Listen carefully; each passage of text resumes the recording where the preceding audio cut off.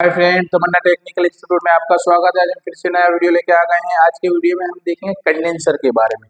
कल हमने वीडियो बनाया था कंप्रेसर के बारे में। मैकेनिकल जो रेफ्रिजरेटर के जो हमारे जो 5 पार्ट्स है उसमें से compressor, condenser, cooling coil, filter और कैपिलरी। तो उसमें से हमने कंप्रेसर के बारे में इन्फॉर्मेशन वीडियो जो बना दिया है। आज हम कंडेंसर के बारे में विस्तृत से इन्फॉर्मेशन लेंगे। कौन सी उसका कार्य क्या है, उसके प्रकार कितने प्रकार का कंडेंसर आता है और जो हमारा जो फ्रिज होता है वो फ्रिज में कौन से कितने लीटर के फ्रिज में कौन सा कंडेंसर हमें यूज करना है, उसकी इन्फॉर्मेशन इस वीडियो में आपको देंगे। अगर आप हमारे चैनल पर नए, प्लीज चैनल को सब्सक्राइब करें, वीडियो को लाइक करें, ज्यादा से ज्यादा वीडियो को शेयर करें तो दूसरे हमारे टेक्नीशियन भाइयों को इसकी इन्फॉर्मेशन मिल सके। कंडेंसर अगर हमारे सिंगल डोर या डबल डोर के फ्रिज में कंडेंसर डालना है तो कितने लीटर में कौन सा कंडेंसर डालना है वो आपको इन्फॉर्मेशन मिल जाएगी। तो सबसे पहले मैं आपको बता दूं जो हमारा कंडेंसर का कार्य क्या होता है। जो हमारा रेफ्रिजरेटर में यूज होने वाला जो कंडेंसर है या किसी भी प्रकार का जो भी कंडेंसर है, कंडेंसर कार्य करता है तो वो मैं आपको बताऊं तो वो होता है मैकेनिकल हमारा पार्ट है। और कंडेंसर में क्या होता है, गैस जब हमारा कंडेंसर में आता है तो गैस का क्या होता है, जो वेपर जो गैस होता है वो लिक्विड में ट्रांसफर करने का काम कौन करता है, हमारा कंडेंसर करता है।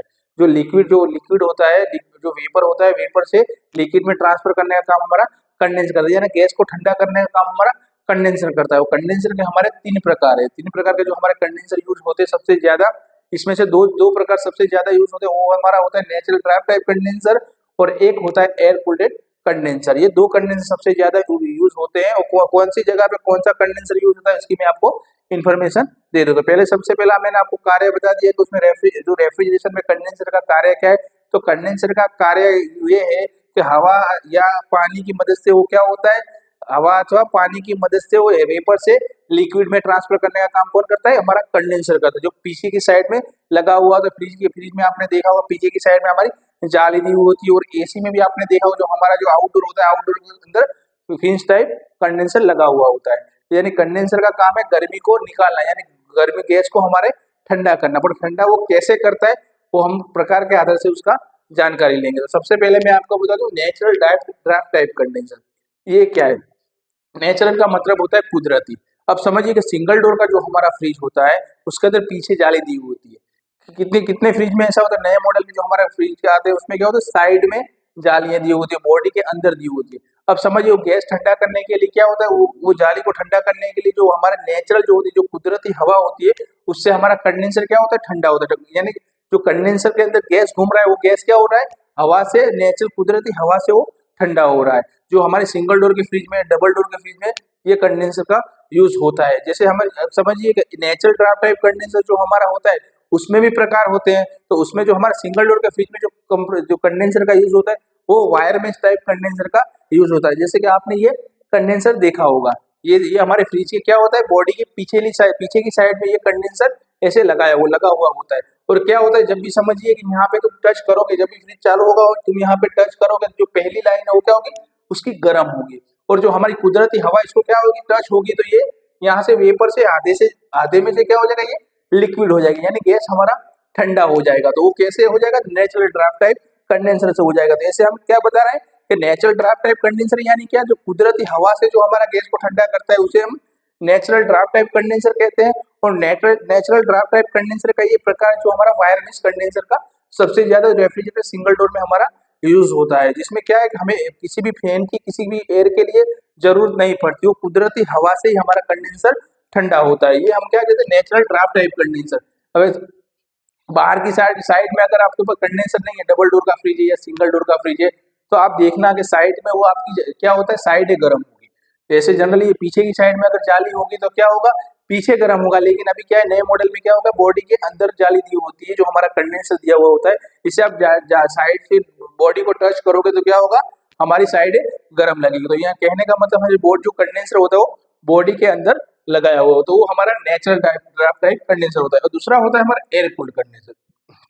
अब ये कंडेंसर कहाँ पे यूज होता है, तो समझिए इसका नाम ही ऐसा है, एयर कूल्ड कंडेंसर। अब ये कंडेंसर क्या है कि ये कंडेंसर हमारा फिंस टाइप, जैसे समझिए कि हमारा स्प्लिट एसी है, विंडो एसी है, डीप फ्रीज है। कहने का मतलब जहाँ पे फिंस टाइप कंडेंसर का जो हमारा यूज होता है, जैसे यहाँ पे फिंस, जैसे क्या होता है कंडेंसर में, जैसे कंडेंसर चौरस होता है और यहाँ पे हमारी पाइप दी होती है और यहाँ पे छोटी छोटी एल्यूमिनियम की फिंस दी होती है।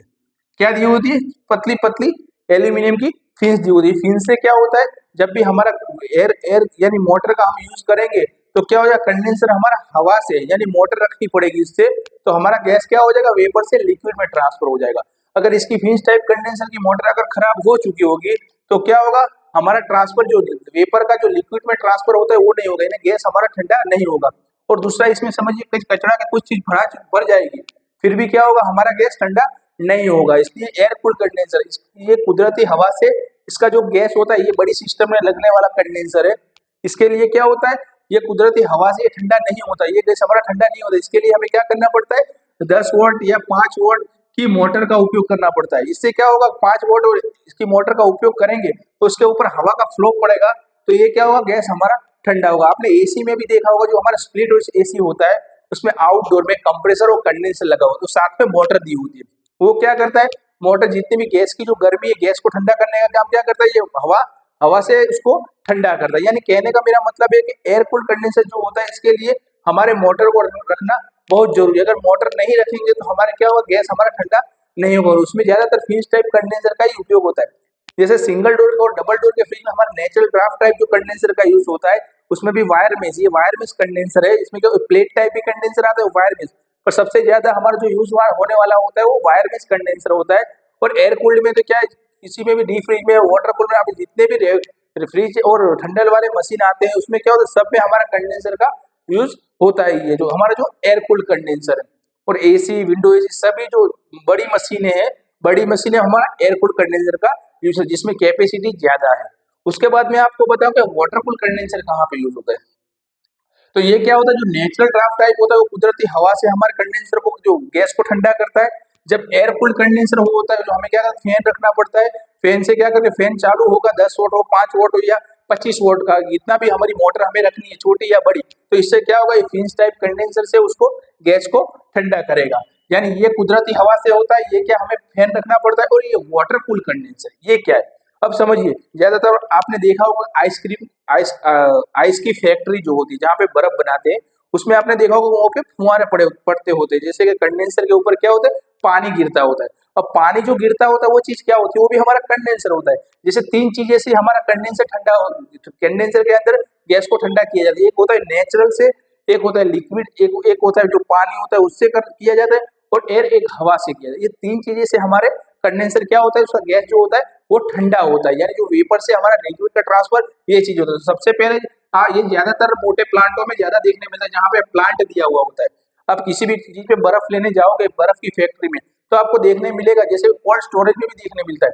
ये क्या होता है, वहां पे लाइन दी होती है, उसके ऊपर पानी के फुहारे गिरते हैं। वो पानी के फुहारे गिरने के क्या होता है, गैस को क्या कर देता है, गैस को ठंडा कर देता है। वो पानी हमारा गर्म हो जाता है। यानी ये वाटर कूल, ये पानी से ठंडा किया जाता है हमारे गैस को, इसमें हवा से किया जाता है, ये कुदरती हवा से किया जाता है। ये कंडेंसर का कार्य, जो 3 प्रकार है, वो सबसे ज्यादा जो यूज होने वाले मैंने आपको बता दिया, वायर बेस्ड कंडेंसर का यूज सबसे ज्यादा होता है। उसके बाद होता है फ्रीज टाइप कंडेंसर का सबसे ज्यादा हमारा यूज होता है। वो कंडेंसर का कार्य क्या, फिर से मैं आपको बताऊं, गैस को ठंडा करने का काम कौन करता है, हमारा कंडेंसर करता है।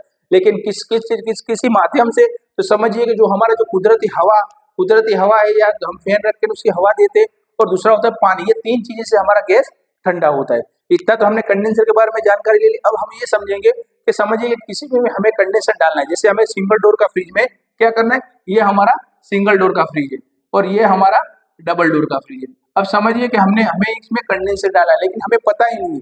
किसी किसी में क्या होता है, इंटरनल कंडेंसर होने की वजह से हमें आइडिया ही नहीं आता कि हम कौन सा कंडेंसर डालेंगे। तो ज्यादातर आप देखना कि अब कहीं पे भी इसकी इन्फॉर्मेशन लोगे तो आपको ये की इन्फॉर्मेशन दी जाएगी कि उसको फुट के हिसाब से डालना है।